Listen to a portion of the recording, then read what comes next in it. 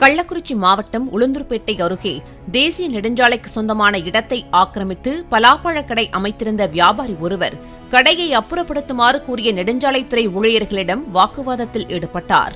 நெடுஞ்சாலை ஊழியர்கள் கடையை அப்புறப்படுத்த முயன்றபோது அங்கு தள்ளுமுள்ளு ஏற்பட்டது.